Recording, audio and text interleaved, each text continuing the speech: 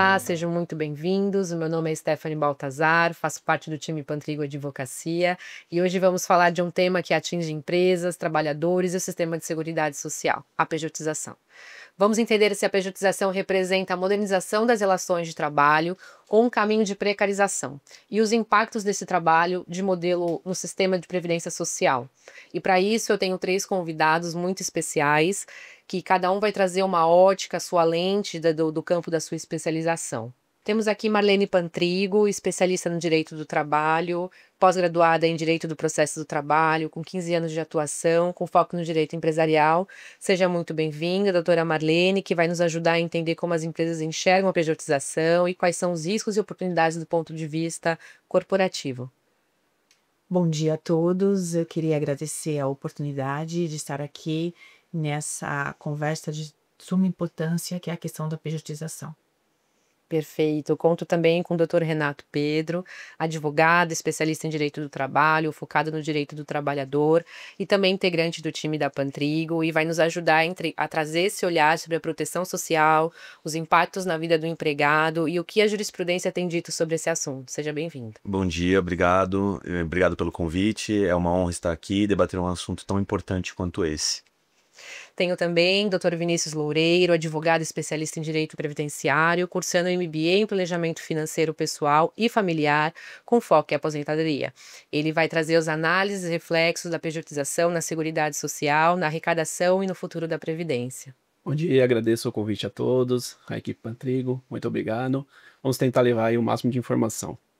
Perfeito. E com esse time, a gente promete uma conversa aprofundada e dinâmica, para poder entender um pouquinho mais de como chegamos até aqui, de qual nossa atual situação e como vemos um futuro da pejotização no Brasil. E para começar, eu quero pedir para cada um de vocês para que nos ajude a responder a pergunta que parece simples, mas é a central para todo esse debate. Afinal, por que a pejotização ela vem crescendo tanto nos últimos anos no Brasil? Bom dia. A questão da pejotização, né? Com a reforma trabalhista de 2017, ela abriu uma brecha, deixando com que as empresas pudessem ter o trabalho, não só o trabalho meio das empresas, mas o trabalho fim das empresas, para que conseguisse, na verdade, fazer de uma forma como prestador de serviço profissional liberal autônomo, e não só contratação pela CLT. Com isso, as empresas começaram a contratação na forma de profissional liberal autônomo, né? E algumas dessas pessoas, a chamada MEI, abertura de empresa para contratação dessas pessoas, desses profissionais liberal autônomos, e não pela contratação CLT, tá? Com isso, as empresas têm lá os seus benefícios, assim como a contratação dos profissionais liberal autônomos também tem seus benefícios. Perfeito. E qual que é a visão do ponto de vista do trabalhador? Como que a gente chegou, né? Como que foi o start para isso? Quando que iniciou? Como é que a gente chegou a esse ponto de possibilidade de outra forma de contratação? Complementando, Stephanie, o que a doutora Marlene falou, realmente, depois da reforma trabalhista, foi possibilitado que o empregador e o empregado pudessem firmar esse tipo de relação de trabalho dinâmica, né, através do regime PJ. Só que muitas das vezes essa adoção de regime PJ ele pode indicar uma abdicar direitos, como 13º, férias, na maioria das vezes, né, não necessariamente se aplicariam para todos os contratos. E aí, em virtude disso, a gente teve aí uma grande precarização de muitos contratos de trabalho que eles, ao parecer, inicialmente, eles eram um contrato PJ, mas na prática você via todos os indícios de uma relação seletista, né, com base na CLT, que seria com subordinação, onerosidade, pessoalidade, a pessoa não pode se trocar por outra, então Sim. Com um aspecto de empresa, o trabalhador ele pode se trocar por outra pessoa no lugar dele para desempenhar essas tarefas, então é o que a gente não vê na grande maioria dos casos. Então, diante disso, dessa flexibilização, é claro que existem empresas que cumprem essas medidas corretamente, só que o que a gente vê hoje na Justiça do Trabalho, em jurisprudências, até mesmo que está chegando no STF, que a gente vai abordar mais para frente, é que isso não está sendo amplamente aplicado. Então existem muitos direitos aí que estão sendo ceifados esses trabalhadores na perspectiva da empresa, eles estão tendo uma redução de encargos por conta dessa flexibilização PJ, só que para o trabalhador acaba sendo um pouco prejudicial. Entendi. E, doutor Vinícius, a doutora Marlene apontou a questão do MEI, né? E como que seria essa arrecadação? O que hoje o trabalhador, quando por essa modalidade ele acaba perdendo? Como que funcionaria no sistema da Previdência Social? Perfeito, né? O que acontece? Quando o funcionário, antigamente ele é CLT, as empresas acabam, ultimamente, impondo a eles a criação da MEI, né? Como regra, antigamente todas as contribuições eram feitas obrigatoriamente pela empresa, então o funcionário ele ficava tranquilo, né?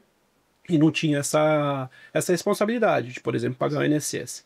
A partir do momento que ele passa a ser o MEI, ele que é o responsável pelos pagamentos, né? Ele tem que fazer o pagamento através da MEI-DAS, e se ele não paga, ele fica totalmente descoberto. Ele não tem direito à sua aposentadoria, sua pensão, ao seu auxílio-doença, enfim. Ele não tem esses benefícios. Quando a pessoa vira MEI, ela perde o direito das regras de transição, como a contribuição, né? A aposentadoria por idade, ela se enquadra no quesito MEI, mas não, ela perde o tempo de contribuição. E aí, do ponto de vista do nível de contratação, para a gente ponderar o aquecimento da economia, né? Essa flexibilização, essa nova modalidade, ela condiciona, ela possibilita que hajam mais vagas, que hajam mais possibilidade de contratação? Qual que é o ponto de vista? Vamos lá. Ponto de vista empresarial, qual a diferença de você ter um PJ e você ter um CLT, tá? Que é muito importante. Até como o doutor Renato falou, que muitas das vezes, quando você tem um PJ, ele deixa de ter a garantia do 13º, das férias. Contudo, tem uma grande diferença. Por quê? O que o PJ tem? O PJ, ele tem a questão da flexibilidade de trabalho dele, a questão de horário. O valor do salário de um PJ é diferente do valor de um salário CLT, né? Então, qual a diferença? Que ele, na verdade, recebendo mais, ele consegue trabalhar com esses valores, que são valores que, se você verificar no final do contrato, de um contrato que você contratou um profissional liberal autônomo como um PJ e um profissional CLT, a diferença de salário é muito grande. Por quê? Porque ele trabalha por produção. Então, ele vai querer produzir muito mais. E quando ele produz, se você analisar, já está integrado aquele valor que ele recebe a mais, a questão do 13º, das férias e do fundo de garantia. É só uma questão de você analisar os valores recebidos, tá? Então, existe essa diferença. E para a empresa, ganha a empresa, que é a parte tributária, que hoje em dia a gente sabe a questão da parte tributária para as empresas, parte previdenciária, que é a parte maior, que foi o que o Dr. Vinícius falou, né, a questão do recolhimento. Então, o que as empresas têm que se preocupar e têm que fazer?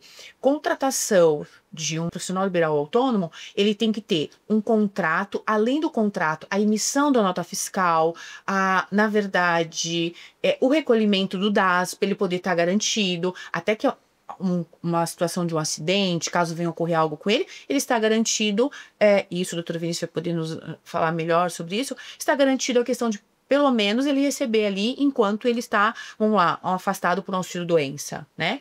Então, essa é a importância das empresas ter um contrato muito bem elaborado e não somente o contrato, solicitar toda essa parte de documentação, né, para a pessoa que ele está contratando como MEI, vamos falar assim, tá? E perfeito. E do ponto de vista do trabalhador, essa liberdade, essa modalidade pode ser vista como uma liberdade, uma autonomia também? Olha, com certeza, Stephanie. A questão é assim, vou dar um exemplo prático que foi de um cliente que eu tive que também discutia essa questão da pejotização. Hoje nós vemos aí muitas empresas de consultoria na área de medicina, da saúde de modo geral, sim, que utilizam desses trabalhadores de forma PJ para prestar esse serviço de consultoria. Só que esbarra exatamente no que a doutora falou, nos ganhos. Então, quando a gente percebe que a pessoa ela tem esse ganho proporcional ao de uma empresa e não de um trabalhor que recebe um piso salarial inferior, a gente percebe que ele vai optar por esse ganho maior, obviamente ele vai ter que despender um tempo maior de trabalho, então automaticamente você não tem tanto aquela autonomia porque você está buscando lucro. Sim. Quando você está com um trabalhador CLT, você tem ali dentro dos seus 30 dias de trabalho, você tem aquele valor mínimo que você vai receber.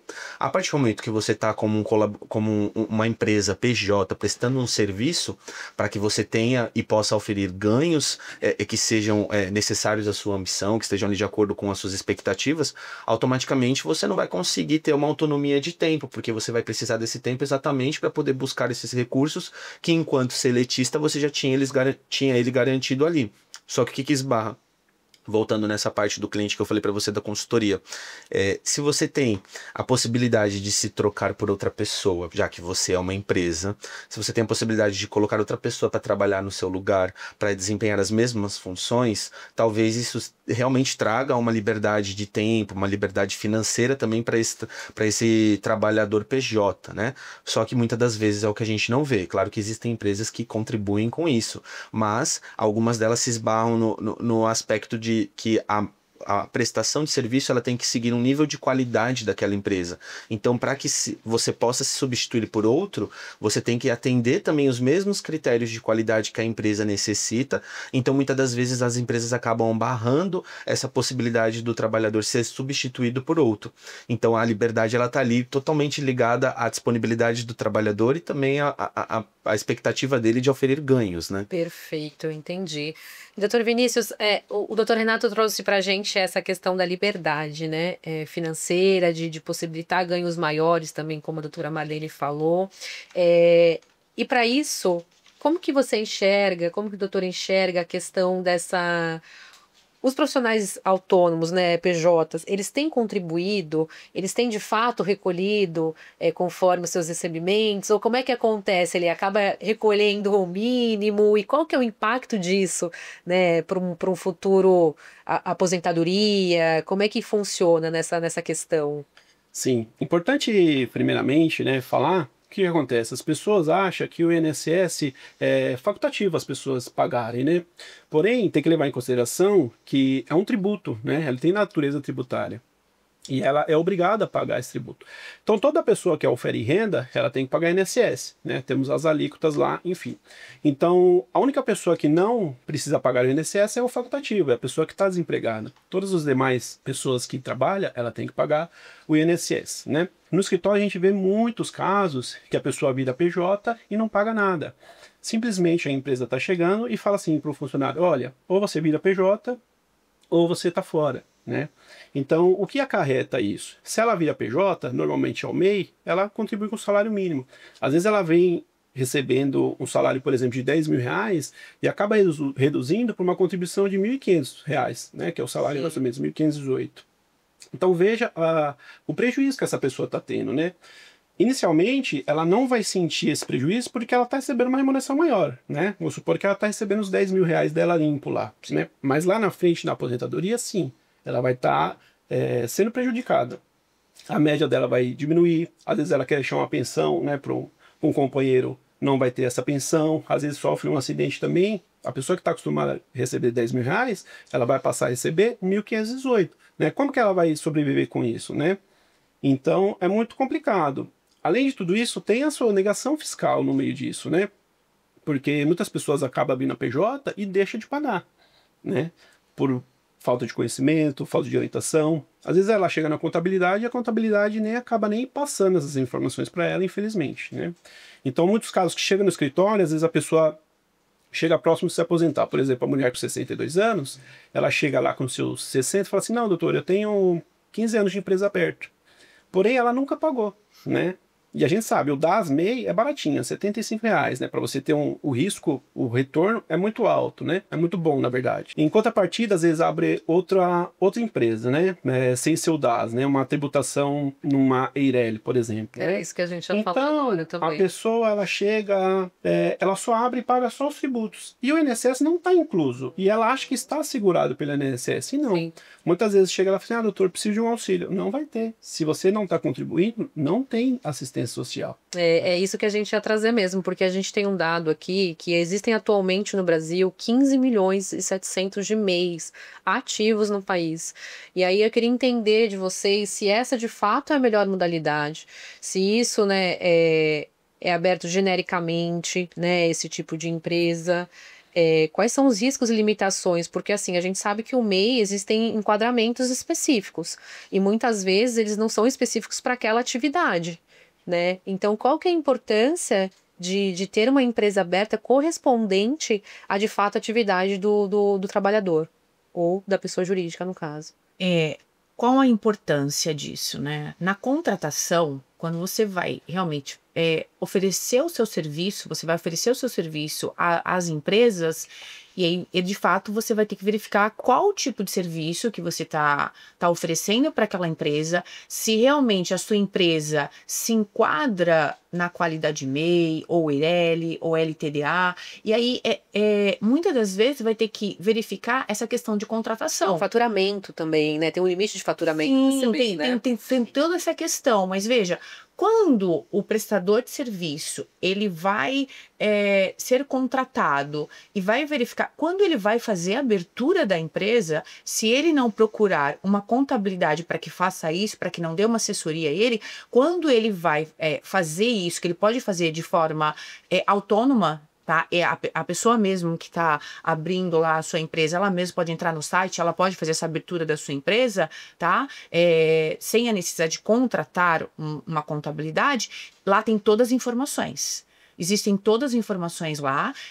Então, quando você vai prestar o seu serviço para aquela empresa que você vai prestar, você tem que saber que tipo de serviço você está prestando, que serviço que é, se de fato a sua empresa vai se enquadrar para você fazer os pagamentos da parte tributária. O que nós estamos falando aqui hoje, que seja assim, que fique claro a questão da importância da pejotização das empresas contratando e da questão do pagamento, vamos falar, da parte previdenciária. Se ela tem a importância dela se resguardar na questão da parte da previdência. E exatamente o que o doutor Vinícius acabou de falar. Muitas das vezes essa empresa, elas são contratadas com um valor, ele recebe lá, como ele trouxe como exemplo, 10 mil reais, só que a pessoa, quando ela vai pagar a parte tributária, ela paga somente pelo valor de 1.500. Tá?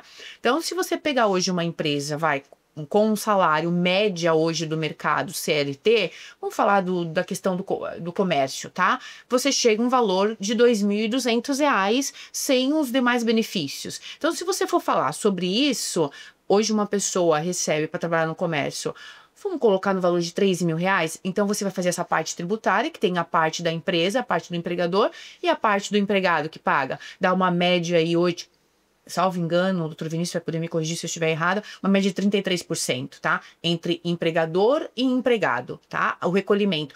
Se ele pensar que ele ganha, ele não vai ganhar esses 3 mil reais, ele vai ganhar uma média de 10 mil reais, trazendo como exemplo o doutor Vinícius trouxe, e ele pagar muitas das vezes o PJ, ele não quer pagar essa parte tributária sobre os 10 mil que ele está recebendo. Então, assim, como nós estávamos falando, o doutor Renato falou, né, da questão de você poder ter a flexibilidade, de você poder colocar outra pessoa, mas veja, o ganho. Então, o que sempre o ser humano, né, vamos falar, ele pensa? Ele pensa sempre na parte da remuneração. Só que ele esquece de pensar que essa remuneração, para que se algo aconteça, ou lá na frente ele venha ter realmente o planejamento. Ou seja, ele pagar a parte tributária sobre o que ele ganha. E o que muitos não querem, né? Porque eles querem sempre estar ganhando mais, não quer pagar a parte tributária. O que a empresa tem que se preocupar? Independente dessa contratação, do valor que você está fazendo o contrato, ele tem que trazer a nota fiscal e trazer o pagamento do DAS para você. Essa é o que a empresa tem que se preocupar. Se ele está pagando pelo valor mínimo, tem algumas empresas, importante deixar claro aqui, tem algumas empresas de contratos que a gente faz no Porto, eles não aceitam o valor da contribuição menor do que o valor realmente contratado. Mas já tem algumas outras empresas que aceitam. E aí é questão de contrato. Porque como é um contrato bilateral, não é um contrato unilateral, as partes podem acordarem sobre essa parte de questão do pagamento da parte tributária. Porque a gente está falando, se a gente for considerar 81 mil reais ano, a gente está falando um salário de 6.700. O que a gente sabe que na realidade acaba ultrapassando em muitos cargos, né? E E aí, como que funcionaria nesse caso pro colaborador, né? Pro contratado aí, pro PJ? A gente tem realidades, a gente tem questões de outras empresas abertas, sem ser o MEI, né? Porque a gente tá vendo que esse boom da abertura do MEI, mas tem essa questão aí da contrapartida do salário. Então, se a gente tem um salário ali acima de 6.700, já quer dizer que ele não seria MEI, né, doutor? É difícil primeiro a gente encontrar hoje, diante desse boom da pejotização, um salário de 6.700, diante da capacitação dos brasileiros, diante dos serviços prestados, dificilmente a gente encontra, mais nessas áreas que eu havia mencionado, de consultoria, que aí a gente precisa de uma expertise maior, de um ensino superior, e aí talvez a gente chegue nessa remuneração de aproximadamente R$ 6.000. Fora esses casos que a gente vê hoje aqui diante da nossa região, não é o que se aplica, né? Que a gente vê pessoas que recebem aí o piso salarial, só que não chega nem próximo a esses R$ 6.000. Então, o que acontece? Hoje a gente vê também muitas empresas transformando essas pessoas que hoje são seletistas num contrato de prestação de serviço, pessoa física até mesmo, não se tratando de pessoa jurídica, mas pessoa física. E através desse contrato, eles estabelecem que ali, dentro daquela remuneração, eles estão fazendo todos os pagamentos a título de 13º, de férias, de FGTS. Então ele recebe ali no final, além do salário dele convencionado durante o mês, um valor, não por fora, mas um valor adicional que seria exatamente para título de 13º, férias, enfim, todos esses tributos, exatamente para poder fazer um pacote para que essa remuneração seja um pouco acima, né, e não abaixo do que a doutora Marlene havia comentado. Entendi. E o MEI, doutor Vinícius, ele considera o mesmo tempo de contribuição? O que muda, né, com relação a auxílio acidente, licença maternidade, aposentadoria? O que muda de um enquadramento para o outro? Olha, veja, o MEI, ele tem todos os benefícios resguardados, né? Que tem direito à aposentadoria, né? Hoje sabemos que a mulher, para se aposentar, ela precisa de 62 anos e pelo menos 15 anos de contribuição, né? Então, o MEI, se ele estiver pagando certinho, dá sempre em dia, vale lembrar, né? E lembrar de pagar, porque muita gente paga em atraso e acaba não valendo. Ele tem que pagar 15 anos pelo menos, né? Lógico, se ele estiver exercendo atividade, ele vai continuar pagando pro resto da vida. Nesse meio tempo, se ele deixa de pagar, ele está descoberto. O MEI, ele deixa de ter as regras de transição, né? Quando você é seletista e você está contribuindo, você só tem direito à aposentadoria por idade no MEI. Você não tem direito à aposentadoria por tempo de contribuição. Tem aquela questão da soma da insalubridade, da periculosidade, isso se aplica também no MEI? Como é que funciona? O MEI não. O MEI ele vai receber só o salário mínimo mesmo, tá bom? Se ele sempre foi MEI, né? Mas um caso que eu iria trazer aqui, que foi nessa semana mesmo, enfermeira, né? Como o doutor disse, não são tantos casos que a remuneração é maior, mas nesse caso específico, médicos, né? Acontece muito isso, e os hospitais estão contratando só por MEI ou empresas. E nesse caso, a cliente, ela tinha o quê? Ela recebia seus 5, 6 mil reais mensais, tá? E a empresa converteu ela para MEI, tá? Ela tem 49 anos hoje. Nas simulações que foram feitas, agora, daqui para frente, ela só passa a ter direito ao tempo de idade. Então, ela só se vai aposentar por idade com 62 anos. Porque ela está pagando na forma do MEI, né? Ela pode fazer uma complementação e valer para tempo de contribuição e conseguir se aposentar antes. Veja, com o planejamento que a gente elaborou para ela, ela vai conseguir se aposentar com 57. Porque ela vai sair, né, só da aposentadoria por idade e vai entrar novamente nessa regra de transição. Mas isso o trabalhador não sabe, né? O empresário, ele fala para os funcionários abrir o MEI ou a empresa e larga ele. Ele não tem assessoria nenhuma, né? Então ele não nem enxerga isso. E veja, nesse caso dessa cliente, ela vai ter um prejuízo de 5 anos na aposentadoria dela, né? Fora a redução da remuneração, que é muito prejudicial.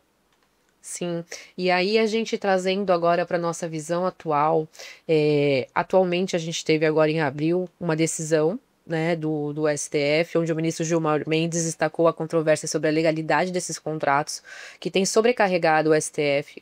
A gente tem visto um crescimento aí de 75% no judiciário quanto a isso. E aí, como que a gente enxerga, como que os doutores enxergam essa situação atual, como que acreditam que vai se desdobrar, né? Porque a gente está falando aí da maioria, igual o doutor trouxe, né, de atividades fins. a gente tinha uma realidade antigamente de contratação, de terceirização, de pejotização das atividades meios, né? Então, por exemplo, quando a gente fala de um banco, a gente tinha prestadores de serviços no serviço de limpeza, no serviço de auxílios ali, mas questões não do fim. Não, a gente não tinha o bancário. Então, hoje a gente está numa realidade que eu queria entender, né, dos doutores o que acham, porque hoje a gente tem a possibilidade de professores serem pejotizados, serem terceirizados, a gente tem a possibilidade aí de médicos serem pejotizados, serem terceirizados, né? E como que vislumbram essa situação, como que acham que vai se desenrolar, qual que é a tendência do Supremo para esse assunto, com base no que tem visto aí do dia a dia. Eu vou falar pelo lado empresarial, doutor Renato. Vamos lá, Stephanie. Exatamente foi como eu comecei no início, né? Falando a questão da reforma trabalhista em 2017. Então, quando a gente teve a reforma trabalhista, ela disse que havia a possibilidade de não só a contratação meio, mas sim a contratação fim. Como o doutor Vinícius acabou de falar, de uma cliente que ele acabou de atender, na questão da contratação fim, né, médica, tá, ou enfermeira, salvo engano, mas enfim. Então, tendo em vista essa possibilidade da reforma trabalhista, o que teve um aumento significativo das ações trabalhistas, e que foi quando chegou no Supremo, o Supremo falou, precisamos decidir isso aqui, diante dessa discussão.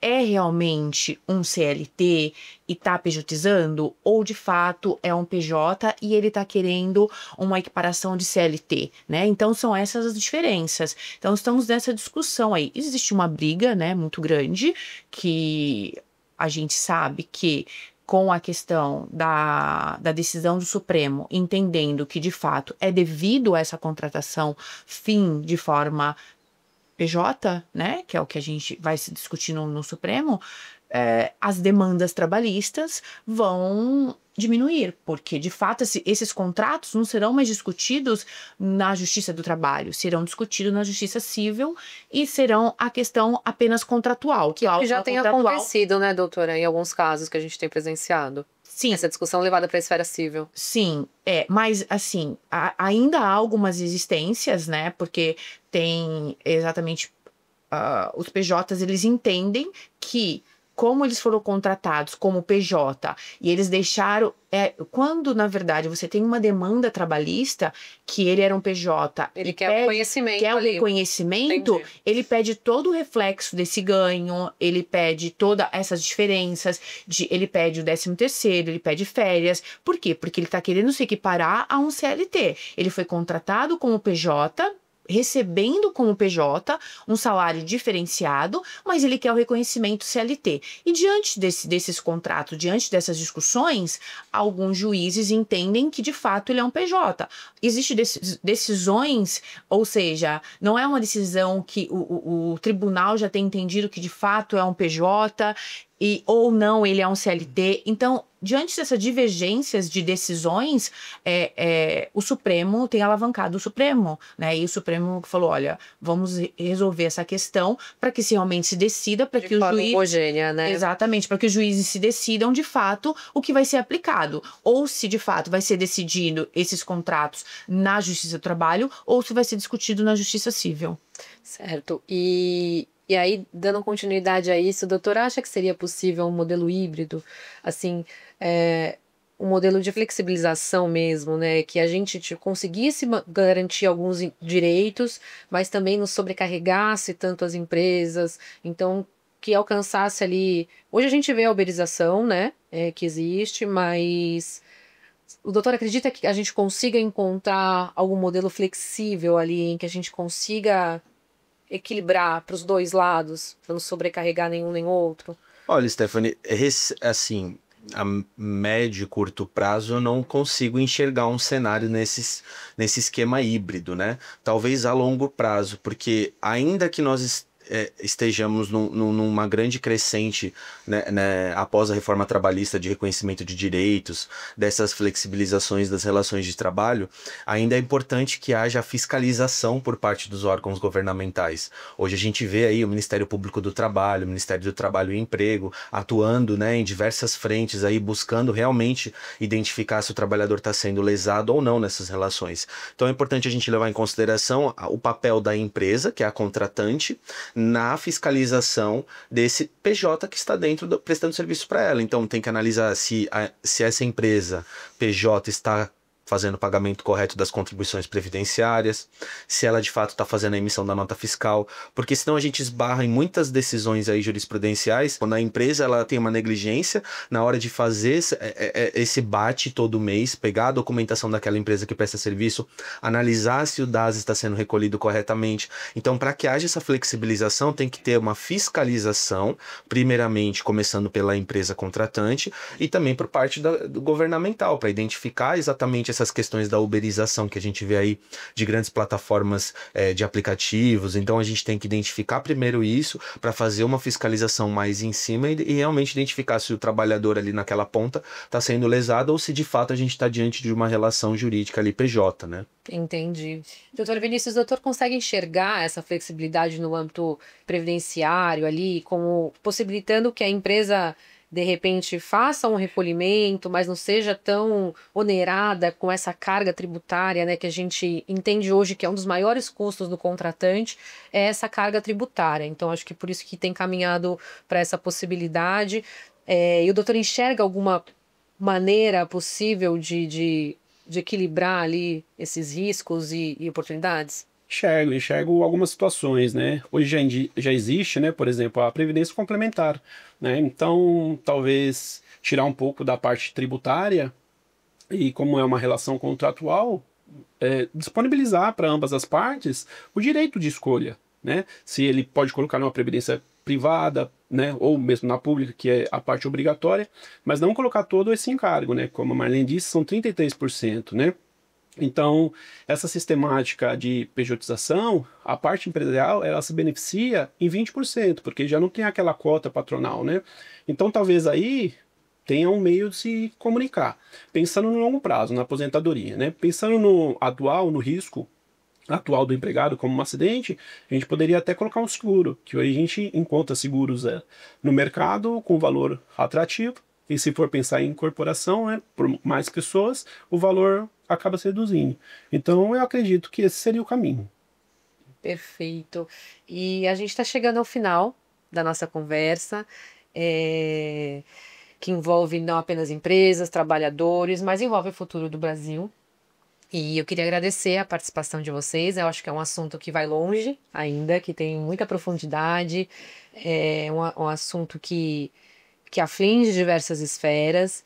E eu queria agradecer por esse debate, pontuar que nós estamos trazendo do olhar específico de cada um, né? E deixar um espaço para vocês falarem um pouquinho.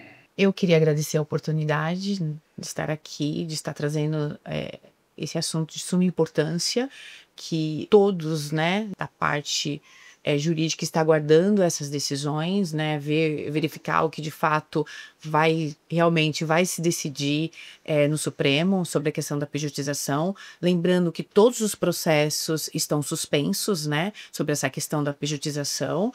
Então é algo que todos esperam, ansiosos para saber o que o Supremo vai decidir sobre essa questão da pejotização. Agradecer ao doutor Renato, ao doutor Vinícius, a Stephanie, toda a equipe aqui presente com a gente, que é uma oportunidade única e que eu queria agradecer pela oportunidade mais uma vez. Obrigada a todos. Doutor Renato, muito obrigada por sua participação. Quer deixar uma palavra pro trabalhador? Sim. Para a gente relembrar. É importante mesmo, esse debate ele é super atual e importante, como a doutora falou, a gente está ali ansiando uma decisão terminativa do Supremo, né? Então, enquanto isso, ainda que a gente esteja nessa incerteza se é uma relação civil, se é uma relação de trabalho, é importante que o trabalhador, na menor sombra de dúvidas, busque aconselhamento jurídico, né? Tente entender qual o panorama que está diante da situação dele. Então, é importante reforçar isso, que ele busque sempre um aconselhamento jurídico, político, seja não só necessariamente para discutir a relação de trabalho, mas também no âmbito previdenciário, igual o Dr. Vinícius falou, para que faça um planejamento, ainda que ele esteja como PJ fazendo um planejamento previdenciário para poder se proteger aí diante de algumas situações adversas, né? Então, novamente, agradecer vocês aí por esse debate, por essa conversa super alto astral aí, e agradecer a equipe também por toda essa dinâmica que pôde nos proporcionar. Dr. Vinícius, muito obrigada por sua participação. Para a gente não é fácil, que não está acostumada com esse monte de câmeras, mas é um assunto que a gente gosta de falar, que a gente entende. Traz para a gente a importância, acho que, de ter um planejamento, né, previdenciário, ou ter aquele olhar específico se está sendo recolhido de forma correta, como que o doutor pode fechar aí para a gente relembrar esses pontos de importância com sentido à Seguridade Social. Sim, primeiramente agradecer o convite, espero ter agregado com a conversa, e a maior dica que eu dou é não delegue sua responsabilidade, né? É tão fácil hoje, você pode entrar no seu INSS e consultar suas contribuições, né? Se a empresa faz, hoje você entra, você vê se está lá. Se é um terceiro que faz, você pode entrar lá e você vê se faz. Se é o contador que faz, você consegue entrar e ver se está lá, né? Então, a minha maior dica é também fazer um planejamento, porque a gente não pensa no longo prazo, a gente pensa no hoje. Como a doutora Marlene expôs ao longo da conversa, o brasileiro só pensa na remuneração atual, mas ele não pensa lá no futuro. Então, ele vai chegar lá, às vezes com um valor muito reduzido, sem planejamento, ele não vai suportar a qualidade de vida que ele tem hoje, porque o seu padrão de vida ele vai começar a aumentar. Automaticamente, né? Isso. E sem o planejamento, isso fica bem complicado. Depender só da previdência pública também é complicado. A gente tem que ir outros caminhos também, como a previdência complementar, para a gente ter um futuro tranquilo com as nossas famílias. Perfeito, muito obrigada. Esse é só o nosso começo sobre as relações do futuro do trabalho no Brasil. Nós teremos outros temas para nos aprofundarmos em novos episódios. Muito obrigada para vocês que nos acompanharam até aqui.